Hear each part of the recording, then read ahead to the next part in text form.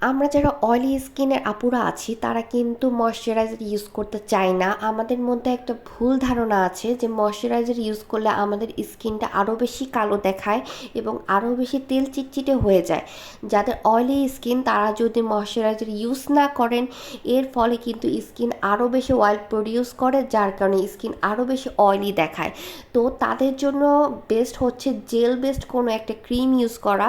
আমি যে ভিডিওটা দেখাচ্ছি এটা হচ্ছে অ্যাকোয়া সুদিং জেল ক্রিম। এটার টেক্সচারটা হচ্ছে জেল টাইপ এবং খুবই লাইট ওয়েট।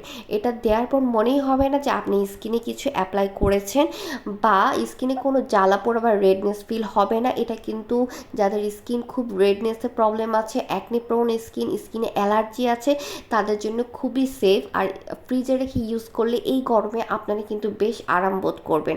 আমি এখানে কজারেক্সের অফিসিয়াল যে ওয়েবসাইট সেটা আপনাদের দেখাচ্ছি, এখানে গেলেই আপনারা সব ইনফরমেশন পেয়ে যাবেন।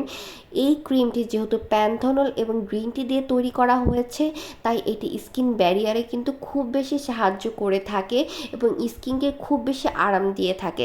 যাদের অয়েলি একটা prone skin, skin barrier damage হয়ে গিয়েছে, তারা কিন্তু এই ক্রিমটি ইউজ করতে পারেন। এটি রেডনেস এবং অ্যাকনে কমানোর পাশাপাশি স্কিনকে ময়শ্চার করে, স্কিনের ব্যারিয়ার ঠিক করে এবং স্কিনকে কালনেস এবং সুদিং ফিল দিয়ে থাকে।